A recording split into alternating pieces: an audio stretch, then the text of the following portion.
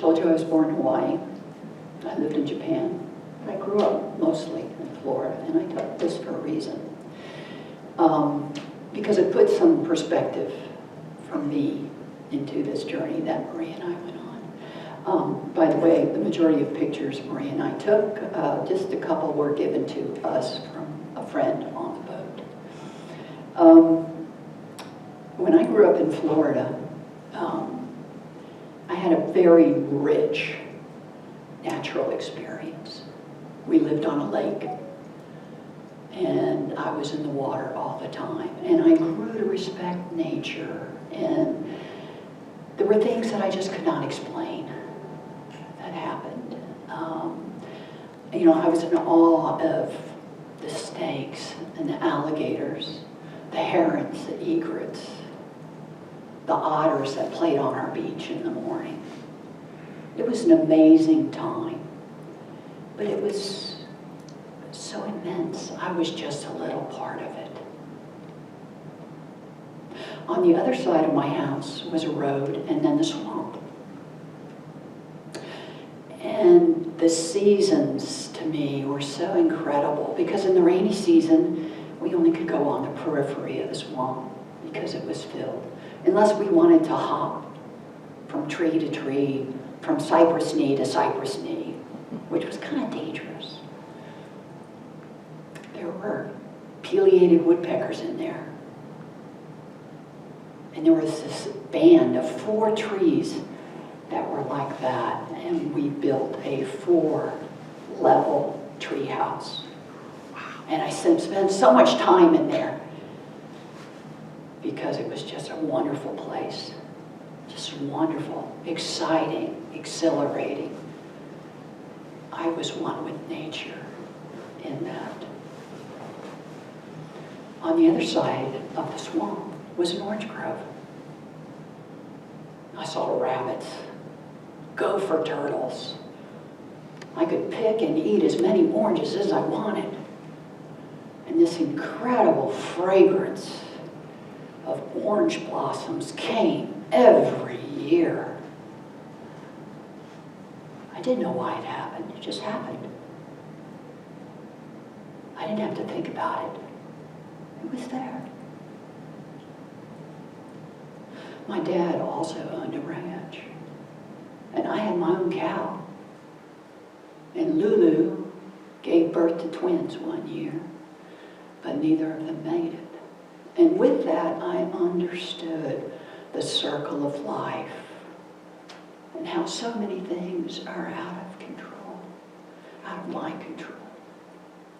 So I was raised Presbyterian, but about age 13, I thought organized religion is pretty hypocritical.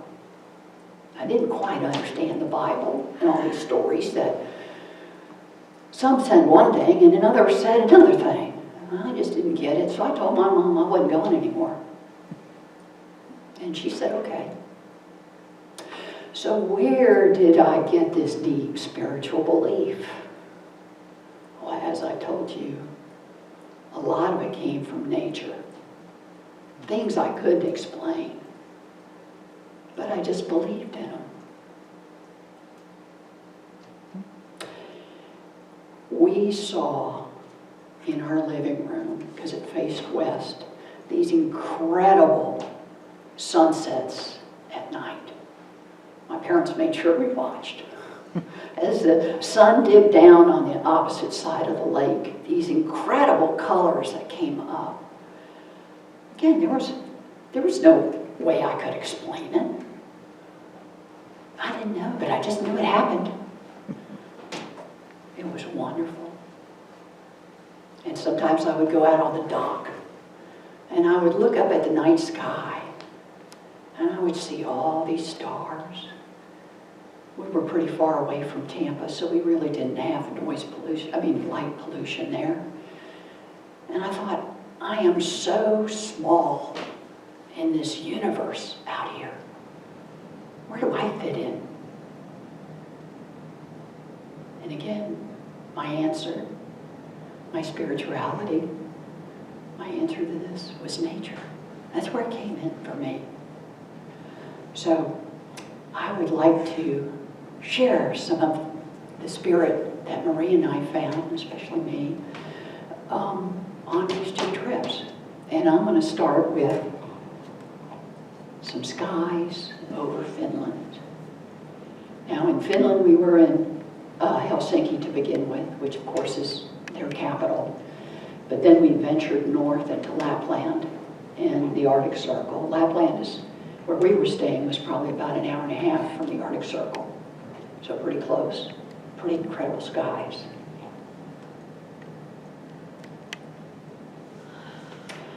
That's the Baltic Sea just starting to freeze.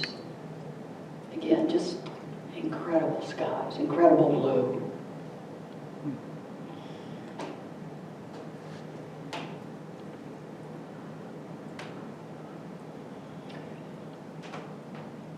The stars just starting to come out.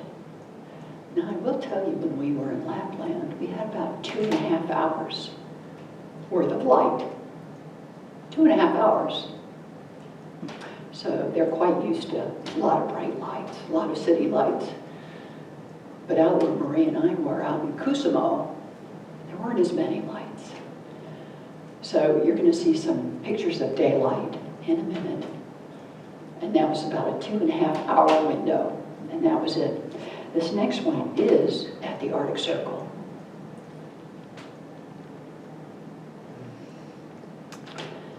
It was magical. Ooh. Magical. The snow on the trees, the evergreens, it was truly a magical time when we were there.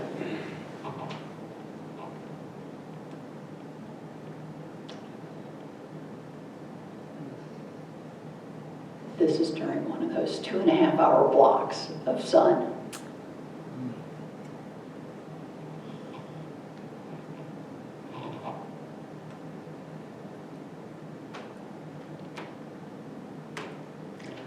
This was where we were staying, and it was just a really incredible time because the moon was up on one side and the sun was coming up on the other side. Both of them were about equal height in the horizon. It was just really, really magical. And you're going to hear me use that term a lot because when you go somewhere and you have your eyes opened, it's as I've said before, this was a game changer for me.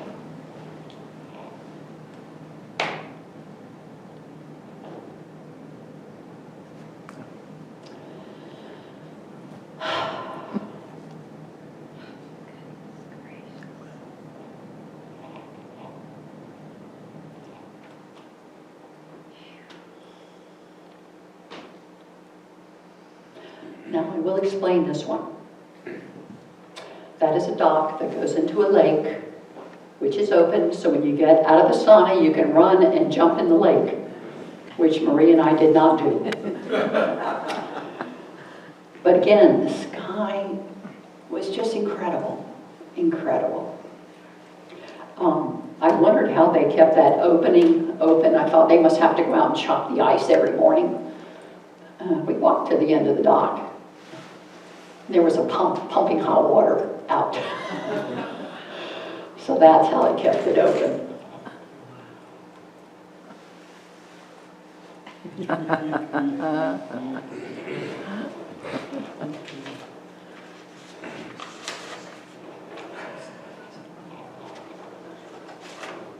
Amy Grant said, "Get outside, watch the sunrise, watch the sunset. How does it make you feel? Does it make you feel big or tiny? Because there's something good about feeling both." This was my first snow angel in my life. And I did have quite a bit of fun making it. I think the fun for Marie was watching me try to get up out of it. Snow was about up to our knees, and I wasn't sure how to do that. So after many attempts, Marie gave me her hand and pulled me up, and I was very appreciative. Now we're going to shift to Antarctica. And I will tell you where we were. If you're familiar at all with Antarctica, these are the islands, and then Argentina is right here. Some of you have heard that Shackleton's boat was found. It was found the same week that Marie and I were down there. And it is right on the Wendell Bay, which is on the backside of the islands where we were. Now, I will also tell you that this has been the warmest summer season that Antarctica has ever had, and the biggest melt that it has ever had. And that did enable them to find the ship, because typically by now, in February, that would be frozen over, that whole bay. But if you look it up online, the BBC, several of the news agencies have incredible pictures on that, and several of them have videos. And it's an incredible thing to have found Shackleton's ship. They can't pull it up because it is a protected site, being Antarctica. Nobody is ever allowed to remove anything from there. So, on to what we're doing here. I want you to try to immerse yourself as you look at these pictures with all your senses. I'm going to tell you about them. I hope it's not like looking in a magazine. I'm going to try to share this with you as best I can, so you'll get a sense of the bigness, the vastness of this area and what we were able to experience. This is in Ushuaia. Ushuaia is the very tip of Argentina. And Maria and I were up on a mountain. And what you see in the background is the Andes of Chile. So you're seeing this broad expanse, and that is our boat in the middle there, our ship, which we're going to get on. It's not a boat, it's a ship. But the wind was fierce up there, and it was blowing on us, and we could feel it on our face, and we could feel it in our hair, and it was just a little taste of what we were going to experience as we went further south. Incredible. And as we drove around Ushuaia, this was a perfect moment when I got this picture. 5 minutes later, the wind had whipped up, and that would have been impossible to get. But again, the skies there were just so incredible, so incredible. So I'm going to take you on the ship a little bit now. We were so fortunate. You have to go from Argentina through the Drake Passage to get to Antarctica. And the Drake Passage is notorious for huge waves, rough seas, and an incredible amount of seasickness. Marie and I put on our scopolamine patches as the ship left. We were ready for this. We were ready.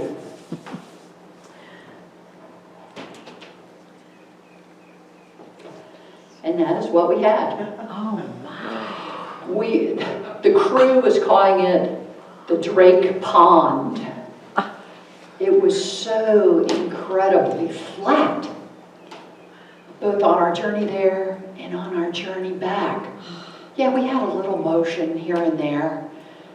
It was nothing what we thought we might have. We had heard nightmares from other people who had gone there, and it was just terrible. Wow. The crew was incredulous, not just how flat it was, but what beautiful weather we had the entire time. Yes, we had a couple overcast mornings, but it was incredible. Incredible. This is a sunrise. Yes, you see some ice, but very little. This is as we got to the tip of Antarctica. Now, these are islands, so it's not Antarctica, the continent itself. This is what many of our days were like. Just just incredible to look at. Again, I want you to, if you can, if you lick your lips, maybe you can taste the salt air. A little wind on your face, not too much. Just able to absorb everything that you're seeing.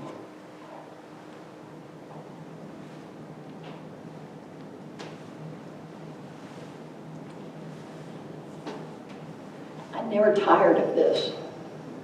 If you've ever been to Alaska, or you've been to New Zealand where the fjords are, it's like grandeur overload. Everywhere you turn, it's grandeur. And again, it's greatness. And to me, the skies were incredible. This was after about 15 shots. Same thing as the boat is going. We were, we went on Viking, and they had something which was a Finnish military type boat, and it's called a special ops boat. And it only has 2 seats all the way down the middle. The boat is completely open, so you can have 360 view wherever you want to see. And we are just going along, and it's windy, windy, windy, windy, windy. Ripples, ripples, ripples. Open. Completely flat. 2 pictures. Gone. Ripple, ripple, ripple. It was like that. You had to be so observant. You had to take everything in and see it when you could, because in a flash it would be gone.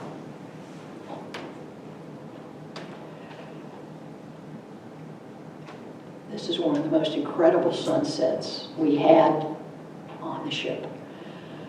It was just amazing. Marie and I were sitting out on the deck watching this. Yes, it was cold. It was 20 to 30 degrees, so it's even colder here than it was there.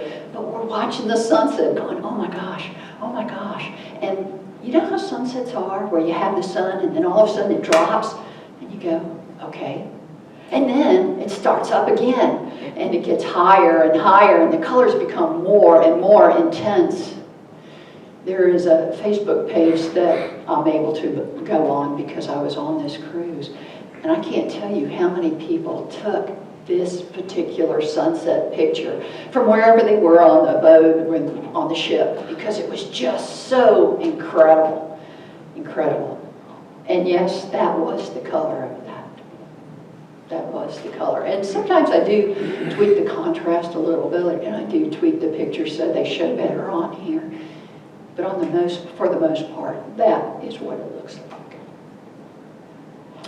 Now, I want to take you to a couple of the islands that we went to, because I want you to feel this thing. This whole thing is about spirit today. And I want you to take you to a place called Desolation. It's called Deception Island. And on Deception Island, thousands and thousands of whales met their death from blubber and oil. And when I heard about this, I had this feeling, this visceral feeling that, do I want to go there? And the answer was yes, I do. I want to see what it was like. I want to experience it. I want to know what people went through. And there are remains there. Now, these remains are 100 years old or older from this industry, which thank goodness is outlawed now. And the humpbacks have been making a comeback. The gray blues, it's a little bit harder, but they are starting. So I want you to feel the desolation here. The wind. This was the first day we had incredible wind. I mean, it was really howling. You could hear it, in your ears. We had hats and earmuffs on because it was so really, really cold. But you could feel this stark contrast with the island. That is one of the vats where they stored oil. There were many vats on there, but again, this building, the vat, everything you see is 100 years old or older. That is the remains of a whaling boat. It's there. It's preserved because of the atmosphere there. Whether it's on land or in the water, it gets preserved because of the atmospheric conditions. When you look at something like this, you wonder, did the people make it? Were they alive? Did the boat just wash up? What happened? What was their spirit doing during that time?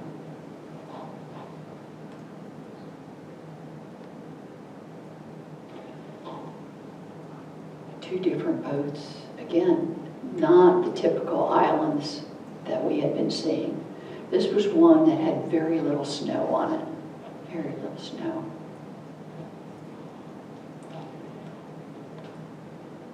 And this is a mass grave, open to the wind, of hundreds, if not thousands, of whale bones. Nobody's allowed to touch them, get near them. It's a sacred space. I did see a vertebrae closer by, and it had to be this big. It was amazing. When you think of the enormity of a creature, to have a vertebrae that big. Yeah. So on to something a little different. Glaciers and icebergs. Now this is what you think of when you think of Antarctica. So the picture that you saw earlier where Marie and I were in kayaks, yes, we did kayak. We kayaked twice. It was an amazing experience. I want you to think about this because some of these glaciers, first of all, a glacier is where the ice on land has calved off. Okay, so that's a glacier. I'm sorry, a glacier is an ice flow that has come down. That's the glacier. When it calves off, it creates icebergs. Some of these icebergs were as big as our ship. Some were small. The intense blue was just incredible, and we were. It was explained to us that the older the ice is and the more compacted it is, the bluer it is. That's why it's so blue. Okay. So I want you to think of yourself in your little kayak, kayaking, and you see this. Now, I will tell you something that I did not know, and I don't think Marie knew it either. We had this explained to us. When we have icebergs and they're floating, icebergs can turn without notice in the water. And if you are close by, they can send out a wave on one side, or it can pick you up if they had a lip and you were on the other side, a little too close. So you need to keep your distance. You need to be respectful of this incredible thing you're looking at. As you're paddling, you're hearing the silence. And all of a sudden you hear a crash. Marie and I heard and saw 3 avalanches while we were in our kayaks. 3. One day, which our kayak guy said that had been the biggest avalanche he had seen all season, and 2 another day. Now, all 3 of those, none of them reached the water. But it was incredible to hear this and see this plume of smoke coming up with the snow. Amazing. Amazing. On the second time that we saw it, we saw a huge crack a huge crack that was still left there. So we knew another avalanche was going to happen at some point. When you know what to look for, you see it. Again, just incredible things. Even though there's openings here, you would not want to kayak in between. Especially knowing what we know now. But unbelievable stillness. This iceberg, size of a school bus.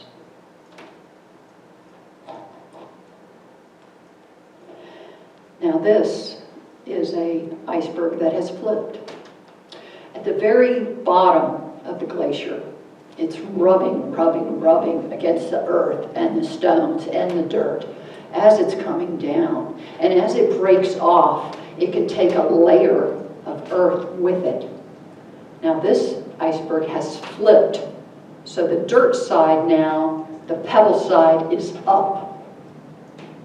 So what happens is the wave actually hits it. It starts to wear away. You can see an edge right along there. And when it gets big enough and it becomes top heavy, that's when it flips again. Without notice. We had just been told that this could happen. And probably 3 minutes later, Marie and I heard this sound, and of course you turn because there are creatures in the water. Okay, so we hear this sound, and it's an iceberg flipping right near us. Boom! Oh, wow. Now, it wasn't a big one. It wasn't huge. But it was enough to go, yeah, that was an aha moment. Yeah, it was. It was like a healthy respect for icebergs. Yeah. Now, this is something you've all probably been waiting for. A circle of life. I want you to immerse yourself in the sight, the sound, and the smell. Here we go. This is smell. This is not a salt smell. If you can imagine 2,000 penguins on an island, that is the scent that you get. Okay? The sights, again, are unbelievable. The sound, the cacophony of all these penguins talking to each other, all excited. Not about us, at each other. You'd have 4 all in an area, all with their heads up, all making this noise and excitement. Pretty amazing. Now, I will tell you that we were there at the end of summer. So what you're going to see here is a mama with babies. The circle of life, these chicks will not make it. They have been hatched, born, raised too late in the season, and they just will not make it.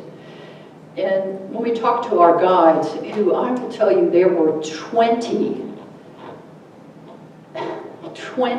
guides on our ship. They were not just guides, they all had degrees in marine biology, and I'm talking about PhDs in ornithology, in geology. This was an expedition. This was not just a cruise. It was an expedition, and a lot of scientific things were done on it too. And I would be glad to offer another thing after service at some point if you would like to learn about what Marie and I learned on this ship, on this trip. It was invaluable to me, and it touched my life with what I learned scientifically. Mama, you can see she has a nice clean coat. The clean coat allows her to go out and catch fish and krill for her babies. She's feeding 2, and each mama will have 1 or 2. You can see that there's pebbles underneath. They do build a nest of pebbles. The male penguin presents the female penguin with stones as a courtship, in the courtship to build a nest. And that's how that happens. And they do steal from each other's nest, we found out, because they covet other people's nests. and have to keep up with the Joneses, I guess. Now, this is not real pretty, but it's krill. And one of the things that they were studying on board, and Marie and I went to a lab on it, was microplastics. And the amount of microplastics that are in the sea, including down there. And I'll tell you, especially down there, where you expect the water to be pristine. And they only test the top 1% of the ocean. The amount of microplastics in there is unbelievable. And of course, krill will feed on microplastics because they don't know what it is. They don't know any better. So mama ingests it, babies ingest it, seals ingest penguins, whales ingest seals, and it just kind of makes its way up. And that is one of the things I'll talk about after in another session. But let's look at the cuteness. Yes, this is a baby penguin. It's kind of on its own now. It's starting to make its way. It's going to molt, and then once it's through molting, losing its feathers, it can go into the ocean and start feeding on its own. And I will tell you that mama will molt once her babies leave the nest. And for 2 to 4 weeks, she will not eat. She can't eat because she can't go in the ocean while she's molting. She's not waterproof. So she gets an empty nest and then has to sit for all that time until she loses her feathers. Now this is baby. Baby's taking a walk. Baby's going to go down to the ocean. If you notice their little feet, oh my gosh, they are so fat. I mean, I wondered how they could deal with this temperature change that Marie and I were wearing these heavy boots on. And they said there's a circulation change that's different in their feet than for us. And that's how they can deal with the ice. Of course, that's a predator. That's a petrel, which is a scavenger there. They wait for eggs to be left alone. They wait for small baby chicks to be left alone. That's the scavenger of Antarctica. Yeah. And it's probably about this, wingspan is about this big. Of course, the albatross is huge, but we didn't see any albatross. We just saw the petrels. And they're also waiting for mama to drop krill. Baby didn't get it. Petrel moves right in to get it. These are some penguins in various states of molting. The one in the middle is losing its feathers. And of course, once it comes out, it's going to go down the penguin highway, and there's these deep ruts that penguins go down. We were not allowed to get anywhere near them. But those sometimes are from miles away, depending where their breeding grounds are, to the ocean. And they will just keep going up and down those areas. I'm not sure why that's... Oh, he's making his way. You can see a little dot down there. He's making his way down to the ocean. And in the ocean, this is a typical behavior that you'll see. Up, down, up, down, up, down. And when Marie and I were in our kayaks, there were penguins doing that right near us. And we could look underneath the kayak and see the penguins going underneath the kayak. It was a pretty incredible time. I call these guys the Three Stooges. They're happy to come back. These are Gen 2 penguins. They're happy to come out of the water. They made it. And these are chinstrap penguins. They are a little bit different. On the last day, we saw chinstrap penguins. Now, this one did not make it. That is a seal with a penguin, but seals have to live too. And Marie and I saw something that was so incredible. We were in our kayak, and there were 4 penguins up on a rock, and there was a seal right next to the rock. It was almost like, I'm waiting for you, I'm waiting for you. And we started to come by, and our guide was closer in, and that seal turned and looked right at our guide, stared him down. It was almost like, these penguins are mine. I was kind of surprised at that behavior. I really was. But again, it's the cycle of life. Seals that we saw, this is a crab eater seal. typically we saw crab eaters, and there was yes, we were close. We were close to seals, and you have to respect them because they will come after you. Yes, you have to respect the distance. There was a lot of this going on, so if you, again, can just think of the sound, we call them like sea dogs. They're just all over each other, making all these noises. Incredible. And this is a leopard seal, and it is huge compared to the crab eaters. This is huge, and it has a mouth full of teeth. Yeah, big teeth. I mean, the other guys have teeth, but these are big teeth. When you say huge? Probably, 7, 8 feet long? Probably 7 feet long. Big. Huge. The others maybe 5 feet long, 4 to 5 feet long. Yeah. So what hunts this guy? These guys. Well, not so much these guys. Orcas do. We didn't see any orcas. They typically weren't in our area, but we sure saw humpbacks. And one of the most incredible things, our last boat ride we were on, a humpback came up probably 30 feet from us.